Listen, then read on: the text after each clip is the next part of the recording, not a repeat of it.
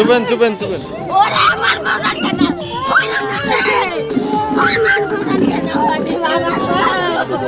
বাবা বাবা বাবা আমি কি অপরাধ করেছি বাবা।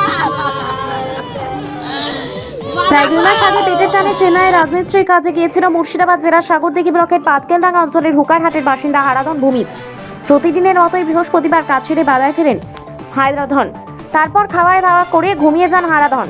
তারপর হঠাৎ বুকের ব্যথা শুরু হয়। তার বন্ধুরা চেন্নাইয়ের স্থানীয় আম্বাতুর স্যার ইভান স্ট্যাটফোর্ড হাসপাতালে ভর্তি করার জন্য নিয়ে গেলে রাস্তাতেই মৃত্যু হয় হারাধনের। তারপর রাত 12টার সময় মুর্শিদাবাদের সাগরদিঘি হারাধনের পরিবারের কাছে মৃত্যুর খবর পৌঁছাতেই গোটা পরিবার জুড়ে নেমে এসেছে শোকের ছায়া। 2 মেয়ে ও 1 ছেলে ও স্ত্রীর একমাত্র সম্বল ছিল হারাধন। কখন মারা গেল কি চাইছেন এখন? আমি রাত্রে মোটামুটি 2:30টার দিকে আমার মোবাইলে ফোন এসেছিলো। মোবাইলে ফোন এসে দেখছি যে ফোন ধরলাম, যে বললো যে জুসটি ছেলে মারা গেছে চেন্নাই। দিয়ে আমি রাত্রে আর আসলাম না, সকালবেলা এলাম। দিয়ে আমরা গ্রামবাসী মিলে সব ছেলেবেলে মিলে ওটা পাড়া সমস্ত কালেকশন করলাম। হ্যাঁ, এবার দিয়ে ওর গার্জেনদের হাত, গার্জেন তো কেউ নেই, গার্জেন তো এখন মানে খুবই খারাপ।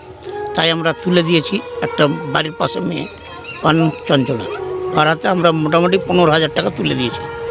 হ্যাঁ, কত টাকা মতো লাগবে লাশ আনতে গেলে? প্রায় লাস্ট মোটামুটি আমার সঙ্গে যে হালিম যে ঠিকাদারের সঙ্গে গিয়েছিল, সে হালিমের সঙ্গে আমার কথা হলো, মোটামুটি 84 থেকে 85,000 টাকা লাগবে।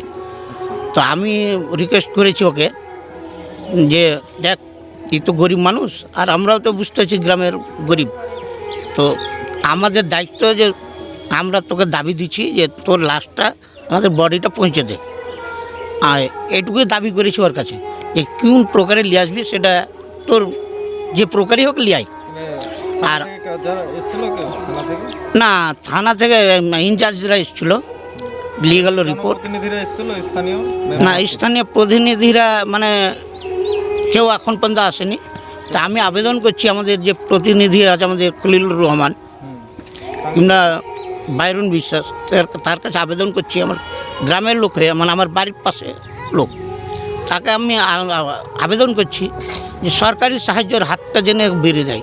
কারণ আর 2 ছেলে মেয়ে, না 3 ছেলে মেয়ে, মানে 1 ছেলে 2 মেয়ে, ছেলেটা হচ্ছে ছোটো, যেন সরকারি অনুদানগুলো যেন সমস্ত অনুদানগুলো যেন পায়, এইটুকুই আমি বলার।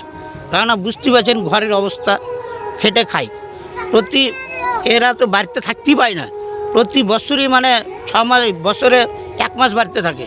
এর মধ্যে যদি মারা যায় তো বাচ্চা ছোটো ছোটো বাচ্চা, শুধু এই বলে না, আমাদের গ্রামের অনেকজনাই যায় ভিন রাজ্যে কাজ করতে। তো এইগুলো দায়িত্ব নিতে হবে আমাদের খলিলুর রহমানকে, হাত বাড়ানোর সাহায্যের হাত বাড়ানোটা উচিত। আমার নাম মানস সিংহ।